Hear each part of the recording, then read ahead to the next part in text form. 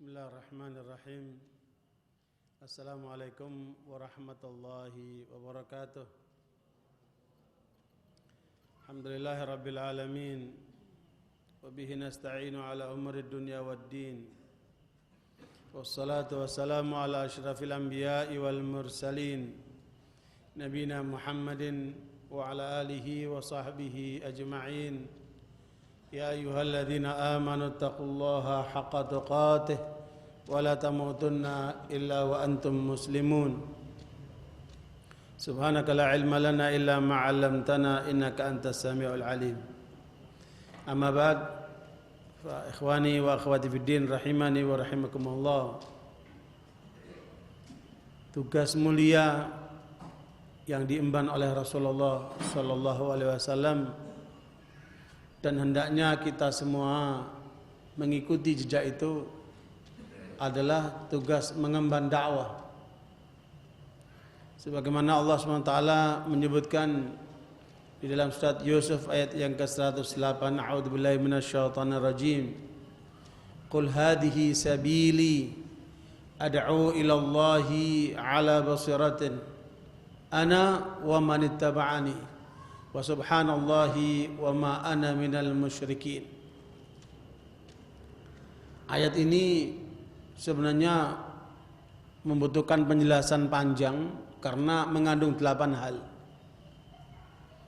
Tetapi saya akan mengambil intinya untuk kemudian kita bawa ke program kerja dakwah. Karena kalau kita banyak berteori, maka kita akan sulit melakukan perubahan dalam kehidupan nyata masyarakat kita.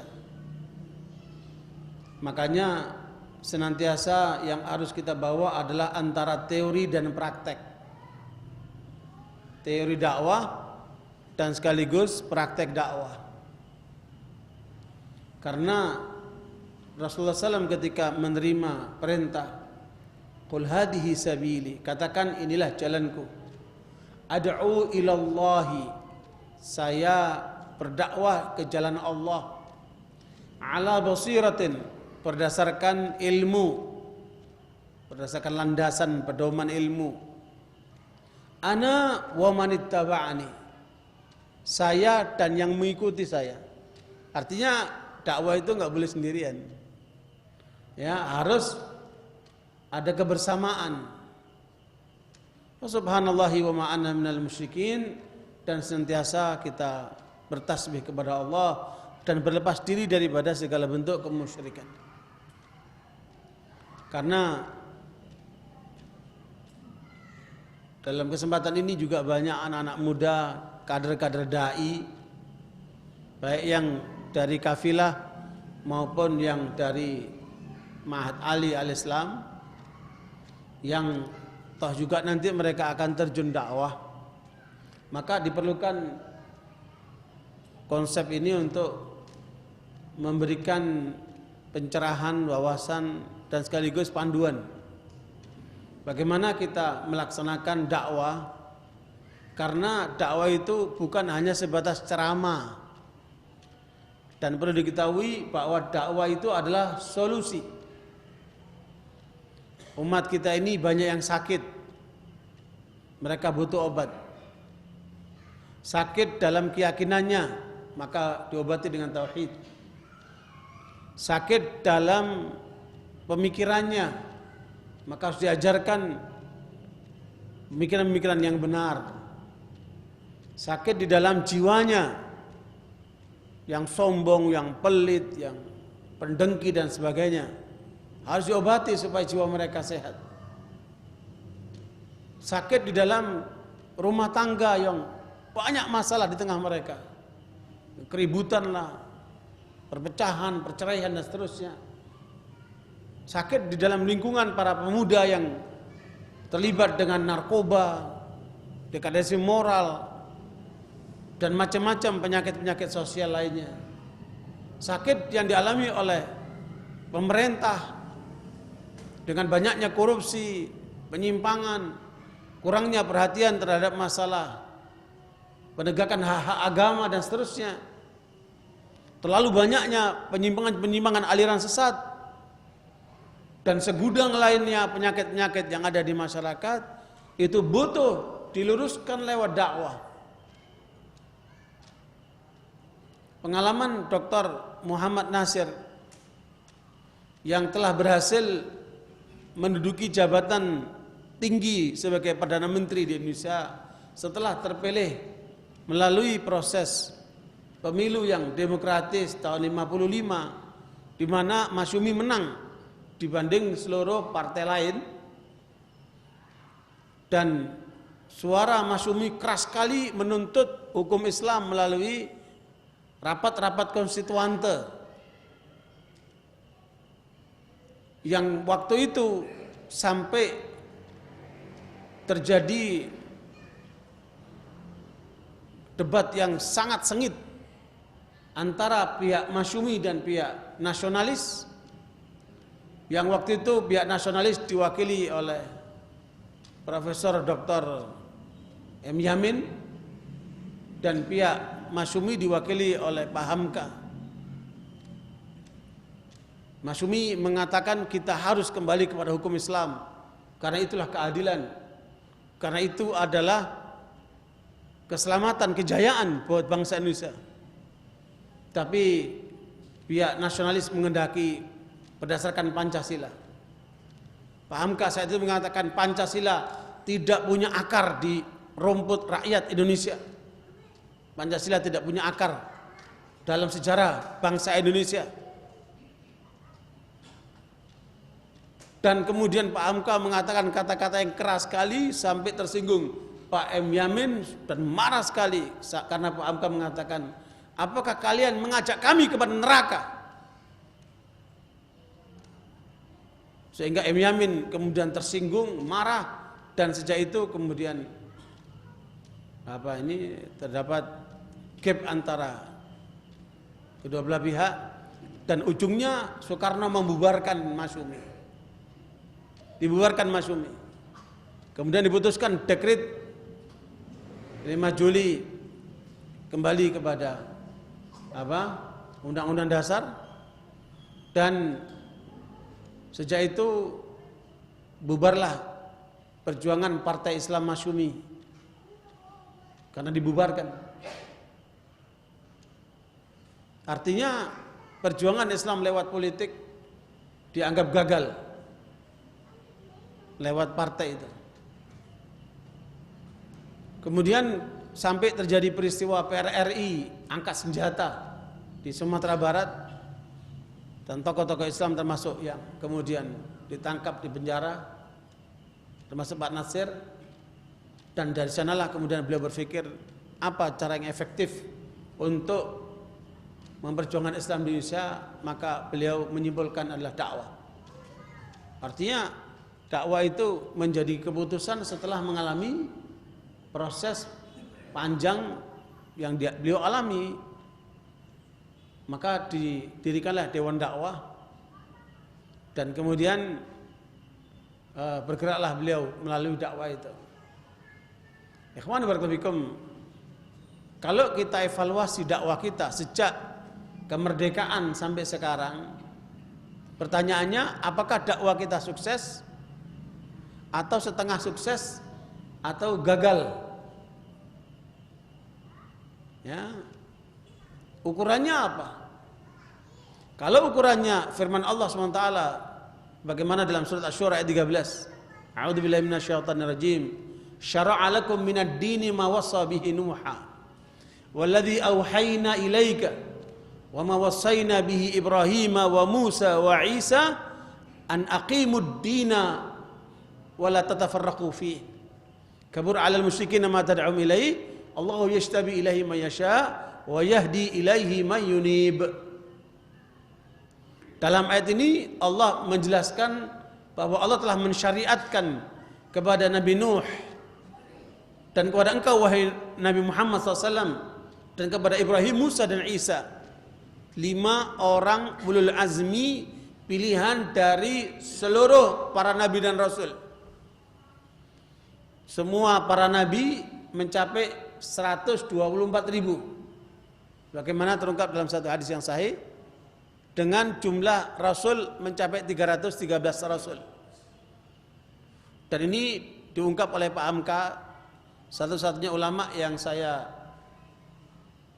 dapatkan menyebut riwayat ini adalah Pak Hamka dalam studi Islam. 124.000 nabi dan 313 rasul, yang itu terpilih 5 ulul azmi. Nabi Nuh, Nabi Muhammad, Nabi Ibrahim, Nabi Musa dan Isa. Semua diperintahkan oleh Allah untuk menegakkan din. Kalau dikatakan menegakkan din, berarti menyeluruh. Iqamatud din menyeluruh, baik rangkaian praktek pribadi, keluarga, masyarakat dan negara.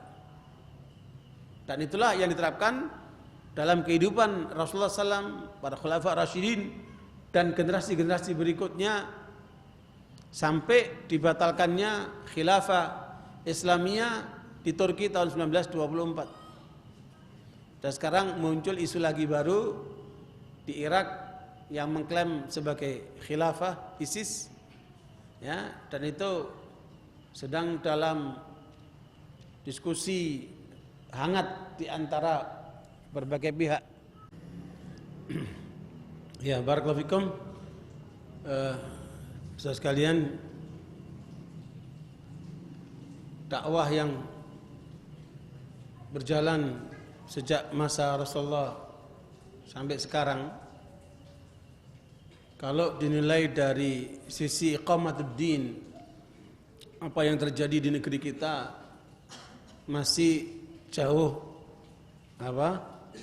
panggang dari api. Ya, perlu terus perjuangan oleh komponen-komponen dakwah agar lebih meluas pemahaman Islam yang utuh kepada masyarakat Indonesia, baik kalangan elit maupun kalangan grassroots. Ya, apalagi tantangan-tantangan dakwah semakin kompleks. Karena itu perlu suatu program yang menyeluruh dalam rangkaian gerak dakwah di Indonesia.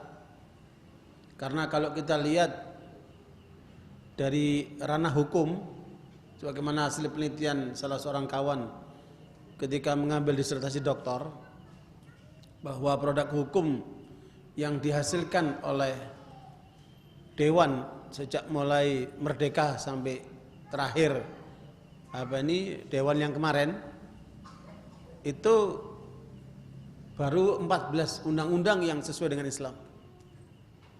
Jadi masih banyak yang perlu pendekatan dakwah untuk bagaimana hasil undang-undang itu bisa sesuai dengan ajaran Islam. Memang hukum Indonesia menjadikan 3 sumber, ya. Hukum adat, hukum Belanda, dan hukum Islam. Artinya kita punya peluang untuk menyuarakan Islam di tingkat hukum agar menjadi suatu keputusan untuk menjadi pegangan masyarakat Indonesia. Karena prinsip dasar hukum Islam adalah untuk kemaslahatan manusia. Makanya di mana ada kemaslahatan, di situ ada hukum Islam. Karena itu sebagian orang menganggap fobia terhadap Islam, seperti ketakutan. Padahal tidak ada yang perlu ditakuti kalau mereka itu orang-orang yang objektif, orang-orang yang rasional, orang-orang yang menghendaki kebaikan buat bangsa ini. Karena itu kita mulai saja dari wilayah yang sedang kita tinggali, yaitu wilayah Bekasi. Setelah kita berada di Bekasi Raya ini, apa yang perlu kita lakukan sebagai proyek percontohan wilayah Bekasi Raya ini? Kalau kita bicara tingkat nasional terlalu besar, ya, apalagi tenaga kita terbatas. Barangkali ini juga bisa melebar ke berbagai daerah. Paling tidak kita memberikan suatu pola percontohan. Saya sudah menyampaikan konsep ini kepada bupati, kepada gubernur yang dalam tanda kutip masih kelompok dakwah lah. Ya, kalau kemudian bupati, gubernur yang tidak bersentuhan dengan dakwah, agak sulit kita menyampaikan konsep ini. Ya, karena kalau kita ingin merubah keadaan, maka harus melalui proses dakwah yang terus-menerus dilakukan agar kesadaran masyarakat menjadi bagus. Di pengalaman saya di negara-negara yang maju, ya, dakwah itu lebih mudah memang, karena mereka sudah melewati menyangkut masalah beban ekonomi. Jadi rata-rata masyarakatnya secara ekonomi sudah terpenuhi, sehingga tinggal bagaimana mengisi jiwa mereka, kesadaran mereka untuk berislam dengan paripurna. Meskipun itu juga butuh waktu panjang, karena memang inti dakwah itu butuh 3 hal. Ya, dalam penjelasan ud'u ila sabili rabbika bil hikmah, serukan ke jalan Tuhanmu dengan hikmah. Hikmah itu para ulama menyebutkan ada 3. Dan ini yang perlu dicatat ketika kita menerjuni wilayah dakwah. Yang pertama adalah al-ilmu qabla dakwah. Hikmah itu isinya adalah memiliki ilmu sebelum berdakwah. Jadi apa yang akan kita dakwakan harus landasannya ilmu. Ini yang akan kemudian mencerdaskan umat, meminterkan umat, kemudian bisa diterima dengan mudah apabila landasannya adalah ilmu. Bukan hanya sebatas cerita, bukan hanya sebatas semangat, tetapi memang landasannya ilmu. Yang kedua adalah ar-rifqu 'inda dakwah. Ketika berdakwah harus disertai dengan sikap lemah lembut, jangan kasar. Jangan memaksakan kehendak, jangan bengis. Dakwah harus disertai dengan kelemah lembutan. Ma wudhi'a ar-rifqu fi syai'in illa wazana, wa ma wudhi'a asy-syiddatu fi syai'in illa wasyana. Ya, dalam hadis Nabi menyebutkan suatu kelembutan apabila diletakkan di satu tempat akan menghias, suatu kekerasan bila diletakkan di satu tempat akan merusak dia. Dakwah terkait dengan apa? Kelemah lembutan. Ya, ini bagian kedua. Ya, berdakwah dengan lemah lembut. Kemudian yang ketiga, al-hilmu ba'da dakwah. Yaitu sikap sabar, sikap tabah setelah berdakwah.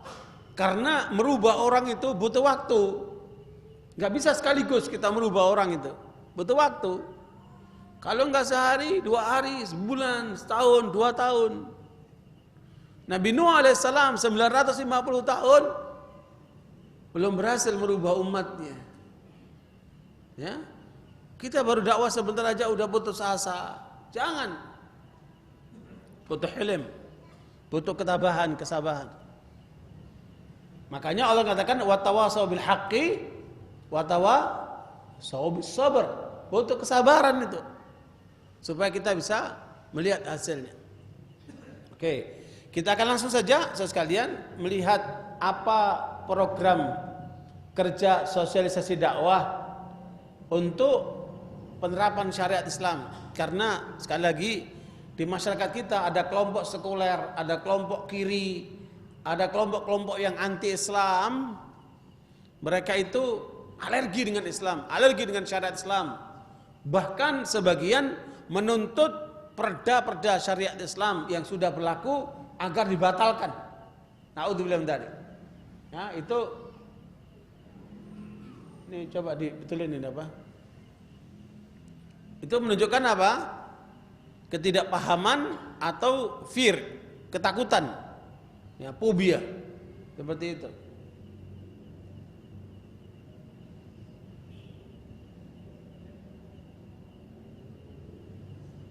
Kayaknya bukan masalah itunya deh. Sambil dibetulkan.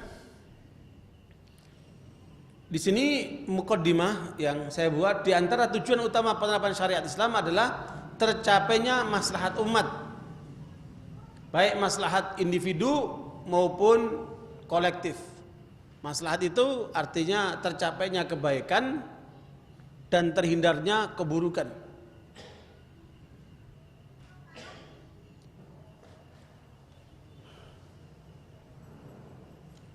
Ya, barakallahu fikum sekalian. Ini mukaddimah bahwa tujuan utama syariat Islam adalah mencapai kemaslahatan umat, ya, mencapai kebaikan dan menutup segala keburukan, baik di tingkat individu maupun tingkat kolektif jamaah begitu. Namun kenyataannya mayoritas kaum muslimin belum menyadari pencapaian maslahat tersebut. Ya, semua aturan dibuat untuk kemaslahatan manusia. Termasuk Islam diturunkan untuk kemaslahatan manusia. Wa ma arsalnaka illa rahmatan lil alamin. Jikapun ada, paling-paling hanya sebatas pada kewajiban membayar zakat 1 tahun sekali. Ini pun masih rendah sekali. Potensi zakat di Indonesia ini mencapai 270 triliun. Ya, yang resmi membayar lewat lembaga resmi itu cuma 1%. Jadi masih besarannya jauh sekali. Makanya perlu perluasan ranah dakwah ini agar kesadaran untuk berislam itu lebih dalam lagi, termasuk dalam melaksanakan zakat.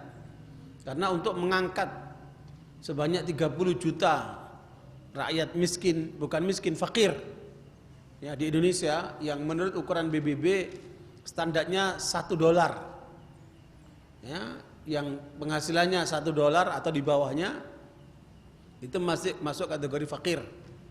Itu ada sekitar 28-30 jutaan orang di Indonesia. Artinya penghasilan sehari kira-kira 12.000. Artinya mereka hanya bisa makan sekali atau 2 kali makan dalam sehari. Makanya kategori fakir. Dan itu bisa diangkat lewat zakat kalau betul pelaksanaannya mencapai 270 triliun. Belum lagi nanti lewat infak, lewat wakaf, lewat hibah, lewat sedekah dan seterusnya itu. Ya. Jadi banyak jalan yang bisa ditempuh untuk mengangkat harkat dan martabat mereka yang kategori fuqara itu. Kemudian banyak juga terjadi pandangan yang parsial yang mengkaburkan komprehensivitas ajaran Islam. Artinya Islam yang kafah itu tidak dipahami secara utuh, tapi secara parsial. Dan upaya aktualisasinya secara menyeluruh dalam kehidupan umat. Lebih-lebih kalau kemudian kita temukan banyak yang bersifat teori-teori, kenyataannya jauh dari Islam. Alhamdulillah dari sisi ranah hukum sudah mulai bergulir, yakni pengadilan-pengadilan syariat, meskipun masih terbatas pada bidang wakaf, pernikahan, kemudian urusan rumah tangga lah, keluarga, masih itu perlu terus upaya perjuangan ke arah lebih jauh dari itu. Kemudian di dunia politik masih jauh sekali. Ya, masih jauh dari yang diharapkan. Ya, di dunia ekonomi sudah mulai ada bank-bank syariah. Ya, itu pun masih menempati porsi 5% dari pangsa pasar yang ada di masyarakat kita. Masih dominan bank-bank konvensional. Nah, begitu pula dalam ranah-ranah lain, pendidikan dan seterusnya. Jadi inilah upaya yang harus terus kita lakukan. Nah, kita butuh steering committee untuk bergerak melaksanakan tugas dakwah supaya terorganisir.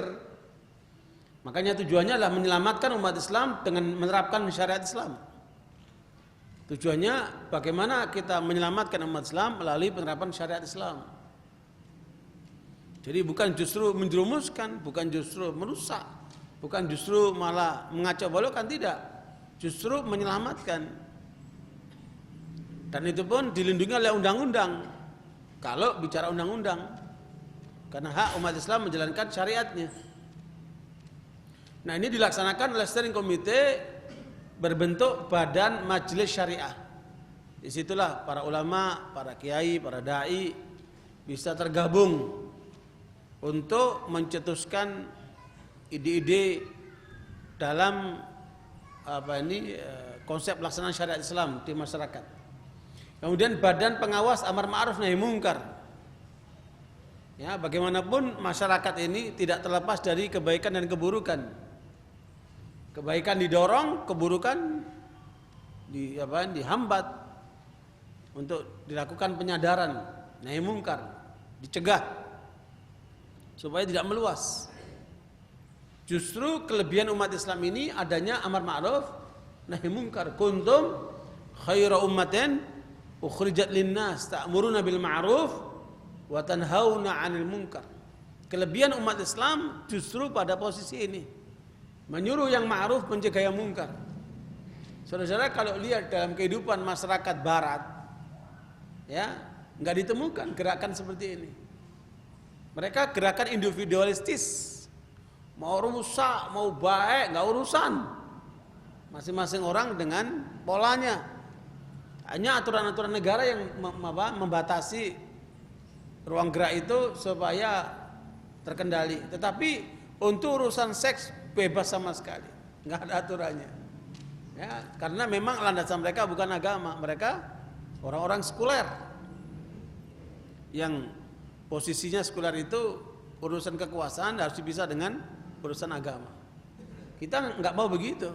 Islam justru bagaimana memberdayakan kekuasaan dengan norma-norma agama agar kemudian masyarakat itu justru terlindungi, justru masyarakat itu menjadi tentram, ayam, sejahtera, ya, berkeadilan, sekaligus mereka dapat hidup rukun dan damai.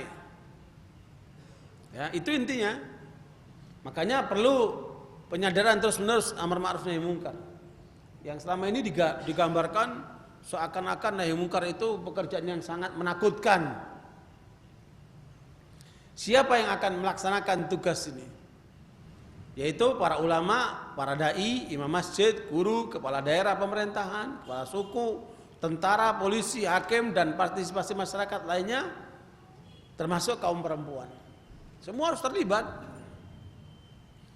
Dan ini kan butuh untuk penyadaran secara masif. Makanya dakwah nggak cukup hanya di masjid, bisa di sekolahan, bisa di instansi.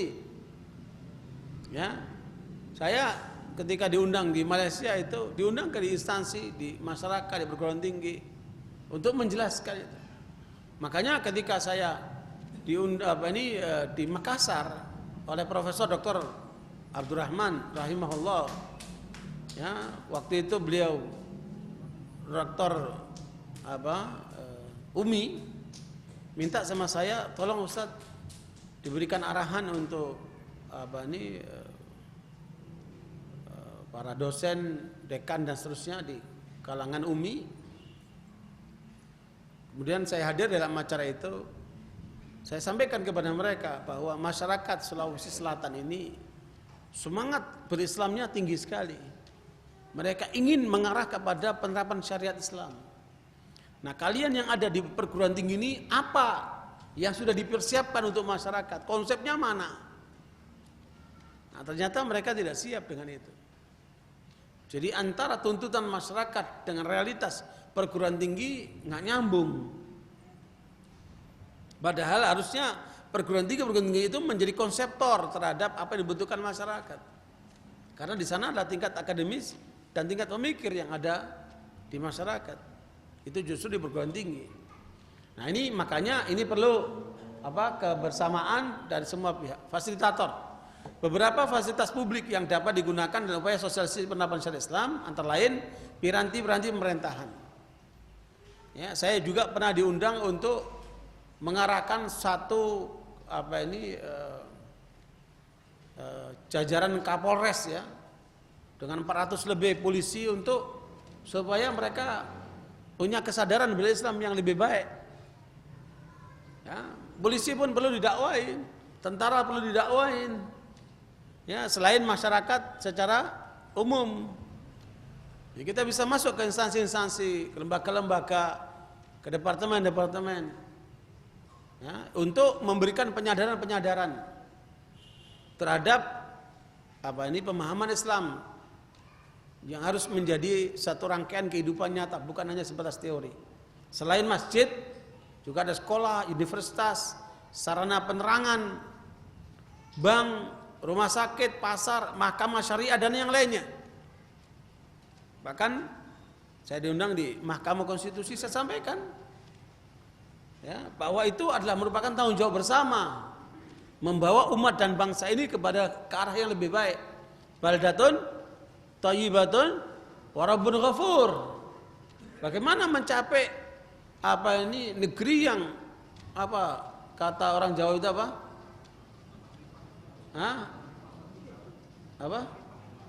Gemah ripah loh jinawi katanya. Itu cuman mulai dulu hanya teori-teori aja kan. Kenyataannya kan masih jauh.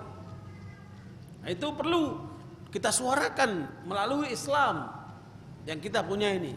Dan kita harus bangga dengan Islam kita. Faqul syahadu bi anna muslimun, saksikan kami orang Islam. Yang menjadi rahmat buat umat yang lain itu. Bahkan buat alam sekitarnya. Jangan cuma teori. Nah, ini perlu pembuktian. Makanya menurut saya dakwah sekarang ini perlu direvolusi metodenya. Metodenya ya, perlu direvolusi supaya terjadi akselerasi penyadaran dakwah secara masif dan kemudian efektif. Dengan pola-pola yang sekarang ini sudah perkembangan high tech yang luar biasa ini kan juga bisa dimanfaatin. Ya, pengajian seperti ini kan bisa dilaksanakan melalui telekonferensi di mana-mana. Sekali pengajian bisa langsung kemana-mana, bisa seluruh Indonesia, seluruh dunia, kan bisa dilakukan dengan cara itu. Semuanya sudah mudah sekarang, tapi itu belum banyak digunakan. Kenapa? Kita tidak punya jaringan. Ya, kita datangkan ulama-ulama dari luar, ketika datang yang dengarkan segini aja. Padahal itu kan bisa diakses oleh banyak pihak melalui telekonferensi, melalui berbagai macam metode yang ada itu. Dan itu jelas lebih efektif, biaya lebih murah, dan capaiannya lebih banyak tentunya. Ya, nah ini upaya yang terus dilakukan. Nah, 5 program kerja dakwah yang harus kemudian menjadi tanggung jawab semua pihak, terutama mereka yang berkuasa ini. Kemarin kita bicarakan masalah pemimpin, dan pemimpin itu diantaranya melaksanakan 5 poin ini. Begitu pula tugas para ulama, para dai, bagaimana menyadarkan umat terhadap hak-hak mereka dalam menjalankan agama, hak memiliki harta, hak menjaga akal, hak menjaga jiwa, hak kemudian menjaga kehormatan. Ini harus menjadi program bersama yang harus terus kita galang. Nah, strategi dakwah. Kalau kita melangkah tanpa strategi, itu biasanya acak-acakan. Biasanya tidak fokus. Biasanya tidak mencapai target. Biasanya bisa berhenti di tengah jalan. Makanya setiap perusahaan ada strateginya, setiap lembaga pasti ada strateginya. Apalagi dakwah yang begini besar, masa tanpa strategi? Apalagi sekarang ini semua bergerak melalui strategi yang terencana. Nah, strategi dakwah yang harus kita dalami adalah memahami risalah dakwah. Dan ini sangat dalam sekali. Materinya sangat luas sekali. Risalah dakwah ini mulai daripada penegakan tauhid sampai penerapan syariat, hukum-hukum baik personal, keluarga, masyarakat sampai negara. Ini namanya an-nudum. An-nudum as-siyasiyah, nudum iqtisadiyah, nudum qadaiyah dan sebagainya. Nah, aturan-aturan yang mengatur manusia sampai kepada tingkat membangun akhlak mulia. Jadi ini luas sekali, ya, memahami risalah dakwah, karena memang Islam itu adalah way of life, pedoman hidup. Jadi seluruh rangkaian hidup itu ada penjelasannya dalam syariat. Dan tentunya syariat Islam terbagi menjadi dua, thawabit wa mutaghayyirat. Sesuatu yang tetap tidak berubah sepanjang zaman, dan ada yang di sana wilayah istihad. Yang itu di situ terdapat elastisitas di dalam penerapannya sesuai dengan istihad yang berkembang pada masa itu. Dan itu jelas wilayah para ulama. Kemudian perlunya dai yang berkualitas. Makanya ketika ada seorang ulama dari Mekah datang ke Al-Islam, melihat apa yang kita lakukan di sini, beliau termasuk yang kagum dengan program pesantren tinggi Al-Islam.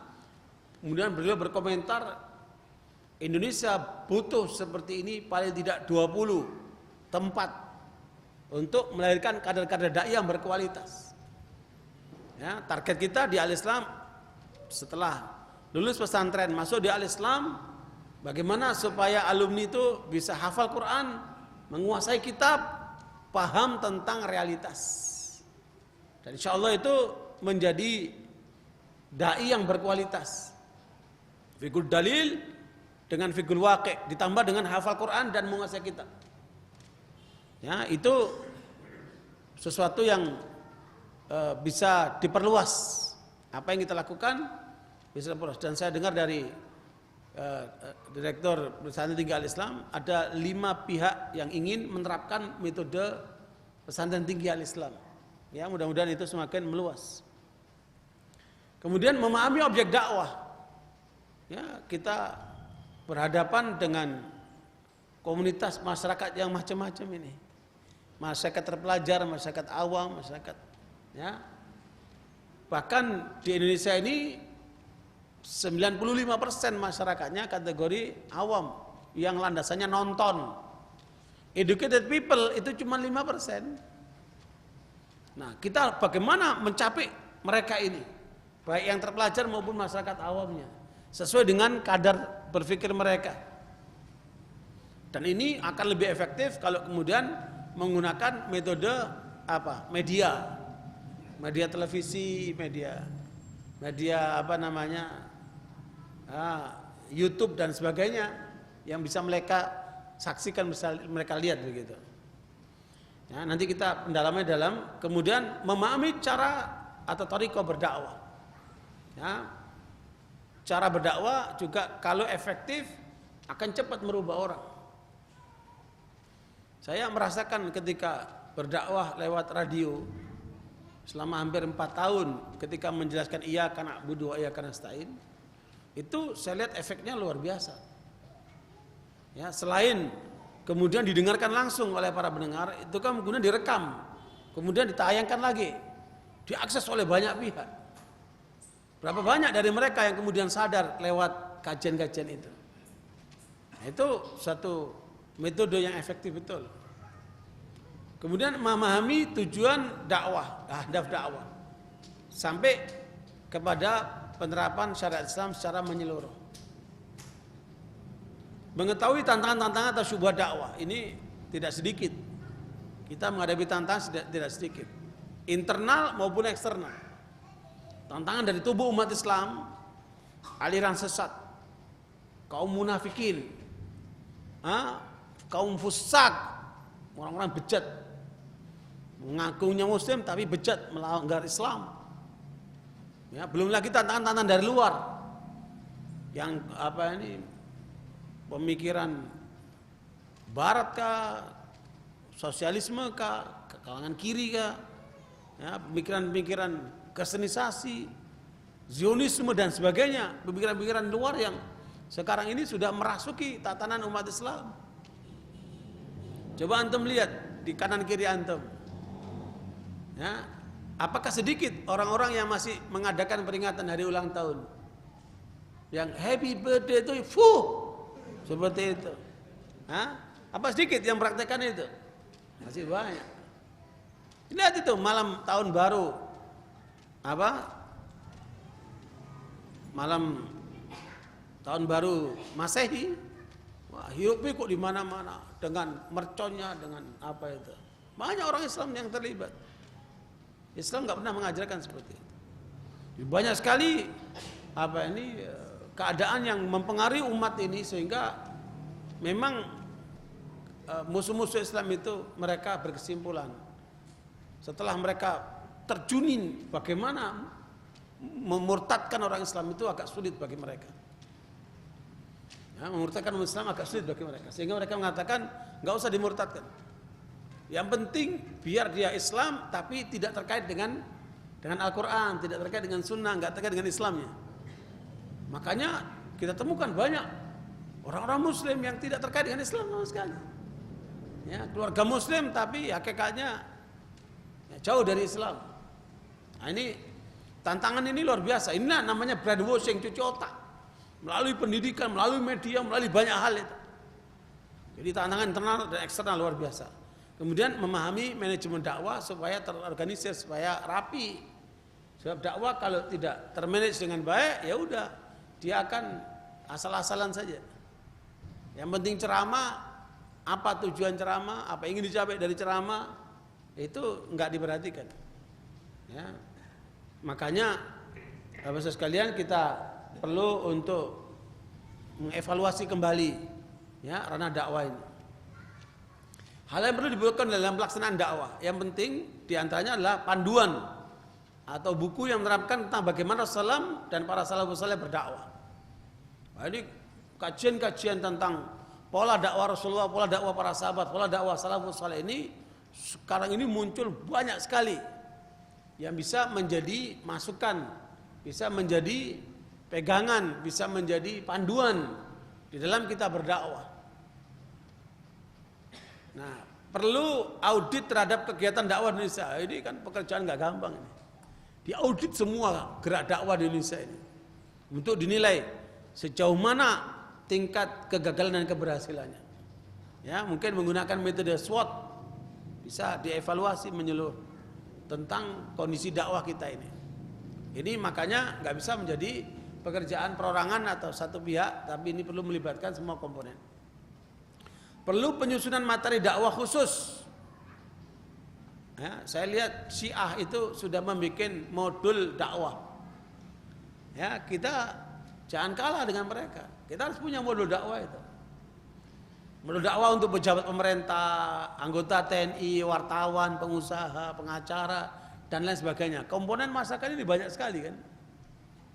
Ya, untuk kalangan profetik, untuk kalangan masyarakat awam, untuk kalangan perempuan, anak-anak, ya, remaja dan seterusnya. Itu kalau bisa ada modul-modul dakwah yang disiapkan untuk mereka sehingga efektif bisa tercapai dengan waktu yang singkat begitu. Kemudian menjadikan organisasi dakwah benar-benar islami, tertib, rapi dan kuat. Pengalaman saya di organisasi memang sangat menyedihkan. Ya, pola-pola yang sedang terjadi di banyak organisasi itu seringkali tidak efektif. Kalau ada orang yang punya kemampuan, diperken semuanya. Dia yang merancang, dia yang nyari duit, dia yang menjalankan program, dia yang harus melaporkan, dia juga yang diomel-omelin. Coba itu.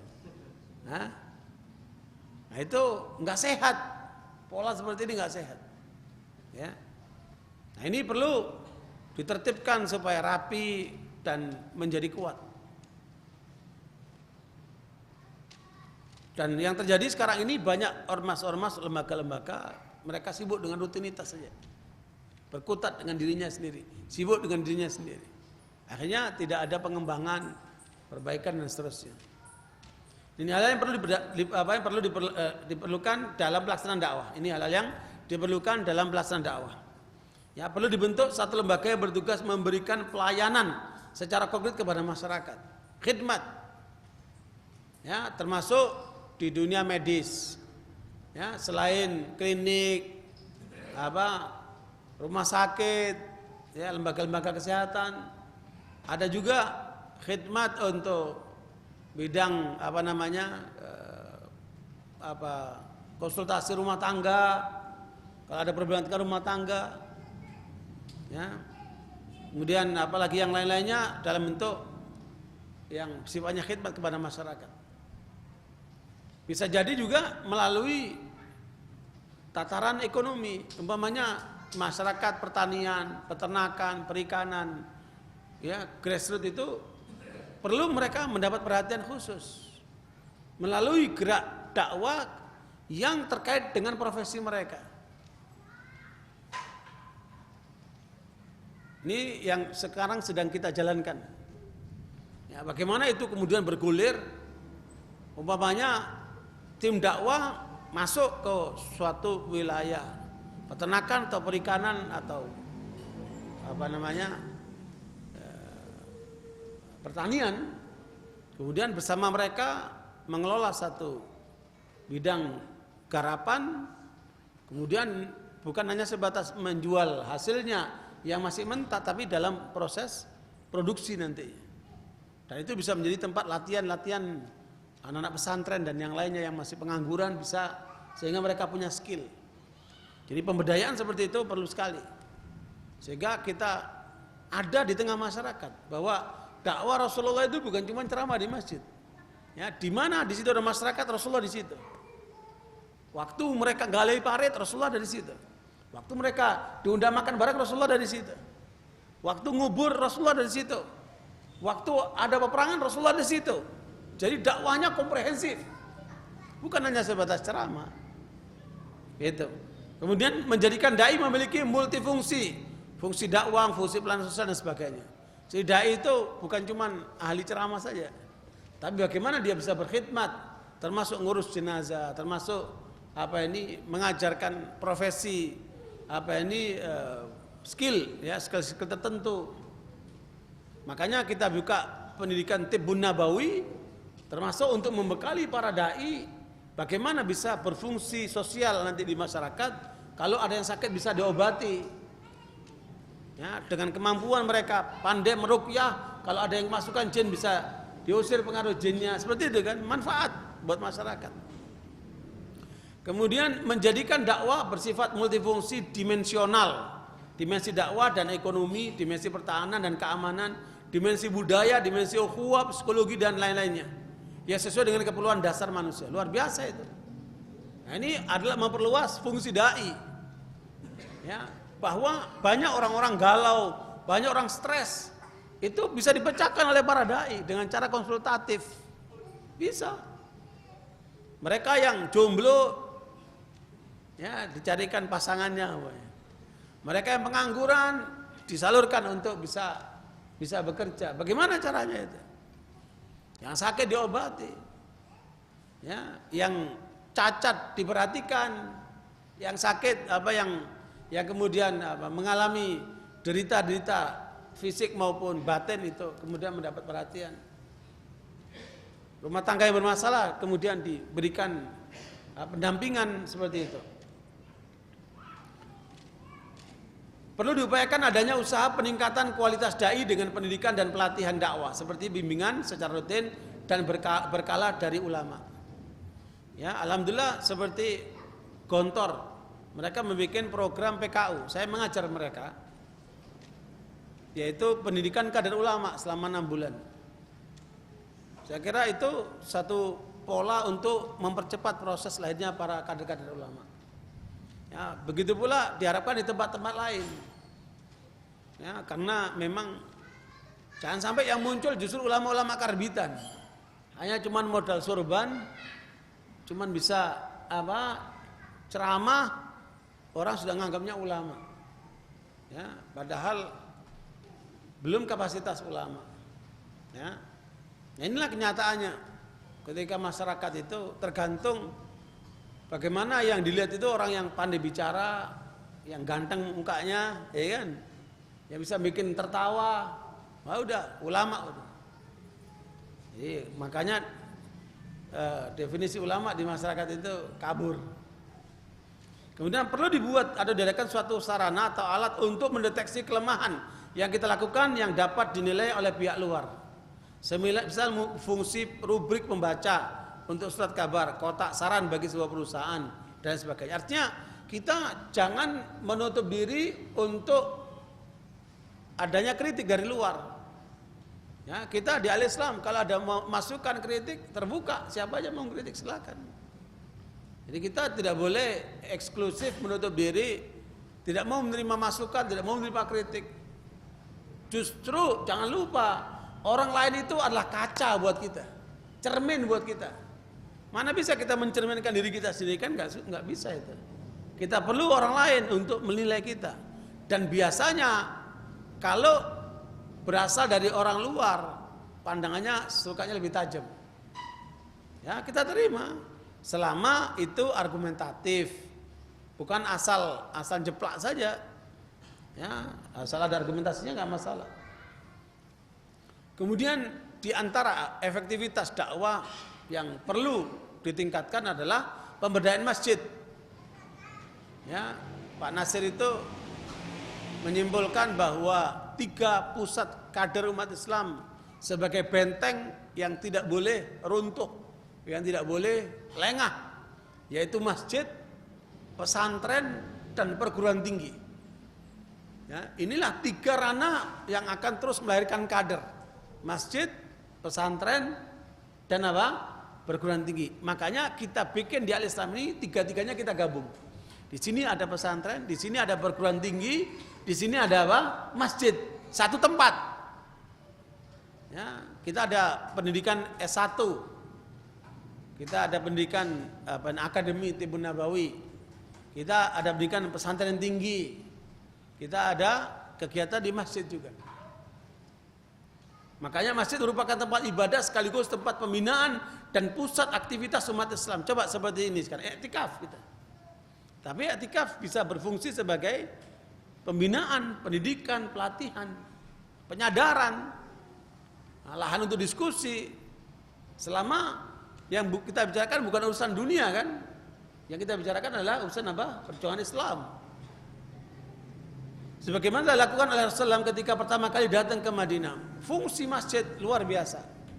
Saya baca banyak kitab tentang masjid di masa Rasulullah, itu luar biasa. Jadi betul-betul difungsikan untuk pembinaan umat.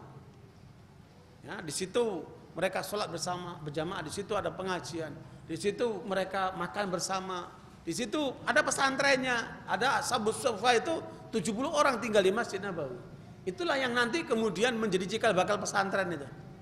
Ya, Ahli Suffah yang tinggal bersama Rasulullah di Masjid Nabawi 70 orang itu cikal bakal pesantren. Seperti itu. Kemudian di masjid masalah-masalah umat itu dipecahkan. Seperti pengadilan. Dari masjid dikirimkannya pasukan. Ketika pasukan pulang membawa hasil rampasan perang dibagi di masjid oleh Rasulullah kepada mereka yang subhanallah. Jadi masjid multifungsi. Kemudian kita perlu pemberdayaan fungsi masjid dan mengembalikan kekuatan umat lewat masjid. Baik kekuatan spiritual, intelektual, ekonomi, dan politik. Coba itu. Luar biasa. Dan ini siapa yang berfungsi? Imam. Ya, konsep saya, imam itulah yang akan menggerakkan umat lewat masjid. Makanya imam-imam harus berkualitas. Oke. Ini program untuk imam ini, pemberdayaan imam. Coba antum lihat ini. Menempatkan imam yang berkualitas bagi setiap masjid. Kita udah cobakan nih. Kita udah cobakan beberapa imam yang kita taruh di masjid-masjid untuk melaksanakan tugas dakwah. Hasilnya bagus. Ya, kalau di negeri-negeri yang sudah maju kekayaannya ya, seperti Qatar, itu imam dan wakil imamnya dikasih rumah, dikasih mobil, disejahterakan betul. Sehingga mereka bekerja untuk bagaimana bermanfaat buat masyarakat. Sampai para ekspatriat di sana bilang sama saya, waktu saya diundang ke Qatar, kata mereka ini bekerja di perusahaan-perusahaan ekspatriat ya. Mereka bilang kami ini di sini malu saat kalau nggak sholat berjamaah. Ada perasaan malu. Kenapa? Semuanya disiapkan, ya, dibikin nyaman masjidnya. Nah ini makanya peranan imam penting sekali untuk menggerakkan jamaah masjid. Ya. Bisa dibayangkan untuk melahirkan satu imam dengan pendidikan 2 tahun. Kalau umpamanya 1 bulannya 1 juta, 1 tahun 12 juta, 2 tahun 24 juta. Ya, dengan 24 juta kita bisa melahirkan seorang imam yang berkualitas. Nah, ini kan butuh dukungan para pengusaha, butuh dukungan mereka yang berduit itu agar kemudian perhatian supaya umat ini meningkat kualitasnya. Melalui apa? Peningkatan kualitas imam. Coba Anda bayangkan kalau imam-imam yang ada itu pada hafid Quran, minimal 10 juz mereka hafal Quran, itu sudah bisa diandalkan untuk adanya perubahan di masyarakat. Ya. Nah, membangun jamaah masjid ini kerja imam nih. Ya, akidahnya dibenarkan, solidaritasnya ditingkatkan, ukhuwahnya dibangun, iklim ilmiahnya terus ya, ekonomi, edukasi, mentraining kepemudaan network, dan ini kerja imam semua ini. Ya. Luar biasa. Dan ini perlu penataan. Nah, dan ini perlu perencanaan yang lebih matang lagi. Saya kira itu untuk program sebatas di satu wilayah. Karena waktunya sudah jam 9 lebih, saya lihat sudah banyak yang sudah teler. Ya udah nggak bisa dilanjutkan lagi. Kalau diteruskan dolim ini. Ya udah, mungkin ada pertanyaan 1-2 orang sebelum nutup. Mungkin ada masukan, kritik, silakan.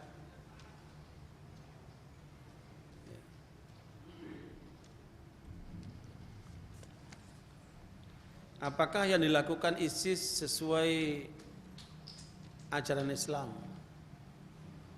Nah, ini masalahnya. Sekalian,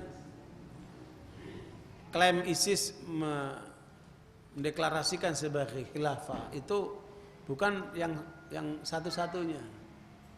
Sebelumnya sudah ada klaim khilafah di Khurasan. Di Indonesia juga ada khilafah. Di Lampung ada khilafah. Di Cilengsi ada khilafah muslimin. Ya. Ya, begitu pula di tempat-tempat lain. Ya, makanya khilafah ini bukan klaim golongan, bukan klaim kelompok, tapi khilafah ini adalah satu jabatan yang kemudian harus memenuhi syarat. Yang pertama, berada di wilayah yang berdaulat, wilayah aman, wilayah berdaulat. Ya, untuk kemudian disitulah sang khalifah menerapkan syariat Islam. Nah, sementara yang dilakukan oleh ISIS ini, mereka masih di dalam wilayah perang, bukan wilayah aman, sehingga tidak bisa dikategorikan sebagai khilafah syariah seperti yang mereka klaim. Ini baru sekelompok saja dari orang-orang yang ingin bersemangat menerapkan syariat Islam. Tidak bisa dikatakan khilafatul muslimin. Ya, yang kedua, khilafah itu harus melalui musyawarah para ulama yang kategori ahlul hilli wal aqdi. Dan itu tidak terjadi. Bahkan klaim sepihak kemudian dideklarasikan lewat internet kata apa. Yang ketiga, khalifahnya harus jelas. Siapa itu khalifahnya itu? Ya, kita tentang khalifah itu sendiri simpang siur. Ya, walhasil penuh dengan misteri. Ya, makanya banyak pihak di seluruh dunia yang menolak keberadaan ISIS, termasuk Al-Ittihadul Alami li Ulama'il Muslimin, Persatuan Ulama Muslimin Dunia. Itu termasuk yang menolak klaim ISIS ini. Selain juga pihak-pihak lain. Ya. Siapakah gerakan ISIS sebenarnya? Kalau melihat dari para tokohnya, mereka ini sebenarnya tadinya adalah pembesar-pembesar di lingkungan Saddam Hussein. Ya, mereka pembesar-pembesar di lingkungan Saddam Hussein. Yang kemudian nggak tahu bagaimana prosesnya sehingga kemudian mengatasnamakan Daulatul Iraq wa Syam. Tetapi yang miris adalah benturan antara mereka dengan para mujahidin lain di sana, termasuk dengan Jabal Nusra dan sebagainya. Jadi walhasil kita mendoakan mereka supaya benar jalannya, dan kita di sini nggak usah terlalu terlibat lebih jauh lagi pro dan kontra, ya, karena kita jauh dari medan, sehingga ngapain kita ribut-ribut di sini, ya. Paling tidak bahwa tugas jihad mereka ini yang harus diselesaikan dulu. Adapun klaim-klaim itu udahlah, tawakuf aja dulu, diberhentikan dulu. Apalagi terus mengancam-ngancam, yang tidak masuk ISIS disembelih. Nah itu kan ngawur lagi itu. Islam ini membawa rahmat, bukan nakut-nakutin, bukan menjadi ancaman. Ini orang-orang seperti ini kan menjadikan orang pada ngeri melihat apa Islam seperti ini. Enggak, Islam itu rahmatan lil alamin. Pandanglah manusia dengan pandangan penuh kasih sayang, pandangan rahmat, bukan pandangan permusuhan. Ya. Nah, karena itu apa yang kita dengar semua ini sudahlah, anggap sebagai masukan saja. Ya. Enggak usah terlalu hiruk pikuk ditanggapi yang berlebihan. Ya, kita saksikan saja. Karena tugas Allah yang diberikan kepada Muhammad yang kita ikuti jejak itu adalah ya ayuhan nabi inna arsalnaka syahidan wa mubasysyiran wa nadhira wa da'iyan ila Allah bi'idnihi wa sirajan munira. Ya, Nabi Muhammad ditugaskan oleh Allah untuk menjadi saksi. Kita tidak mau menyaksikan sesuatu yang zalim, sesuatu yang negatif. Kita mau menjadikan saksi yang yang benar. Kemudian memberikan kabar gembira supaya orang diajak kepada yang benar, menuju ke jalan Allah, bukan kepada kelompok, bukan kepada golongan, bukan kepada figur. Kita justru diajarkan untuk membawa manusia ke jalan Allah. Wa nadhira, memperingatkan manusia jangan sampai salah jalan, jangan sampai masuk neraka, jangan sampai mengikuti jalannya setan jin maupun manusia. Wa da'iyan ila Allah, terus menyerukan ke jalan Allah. Nasihati yang enggak benar, yang benar dorong. Motivasi yang benar ke arah lebih kuat lagi. Dari baik kepada lebih baik dan seterusnya begitu. Wa sirajan munira, memberikan contoh yang baik. Jadilah lampu penerang. Ya, sehingga kemudian menjadi contoh di masyarakat. Ya, kita disaksikan oleh semua pihak. Ya, untuk menggambarkan Islam itu sebagai pedoman hidup yang anggun, yang elegan, dan tidak ada yang bisa merubah peradaban manusia ini kecuali dengan Islam. Tapi Islam yang beradab, bukan klaim-klaim golongan. Islam yang universal, Islam yang utuh, yang Allah terangkan kepada Nabi Muhammad SAW, wajahidu fillahi haqqa jihadih. Berjalanlah kamu di jalan Allah dengan sebenar-benar jihad, menerapkan Islam secara utuh. Barangkali itu yang perlu kita bawa misi kita ke depan, dan tentunya ya saling menasihati, saling mengingatkan. Satu saudara, innamal mu'minina ikhwah. Kekuatan kita selain di dalam keimanan ada dalam persaudaraan. Dan persaudaraan ini yang tidak boleh tercabik-cabik. Tandanya orang yang mengikuti hawa nafsu, mereka mudah pecah, mereka mudah terbelah, mereka kemudian mudah menuduh satu sama lain. Paling tidak dalam diri seorang muslim itu ada namanya salamatus sadar, ya, hati kalbu yang bersih, yang tidak menyimpan dendam dengan saudaranya. Bahkan mendoakan Rabbana ighfir lana wa li ikhwan ladzina sabaquna bil iman. Ya Allah, ampunilah dosa kami dan dosa saudara kami yang telah mendahului kami dengan keimanan. Makanya kita dalam salat mendoakan saudara kita yang kita mungkin enggak pernah ketemu dengan mereka, tapi kita terikat dengan mereka atas dasar Islam dan keimanan. Karena demikian sekalian, makanya bangunan keimanan dan persaudaraan inilah yang terus kita bawa supaya kita menjadi satu kekuatan. Barakallahu fikum. Sallallahu alaihi Muhammad alhamdulillah amin. Subhanaka rabbika rabbil izzati amma yasifun. Wassalamu ala mursalin alhamdulillah. Wassalamualaikum warahmatullahi wabarakatuh.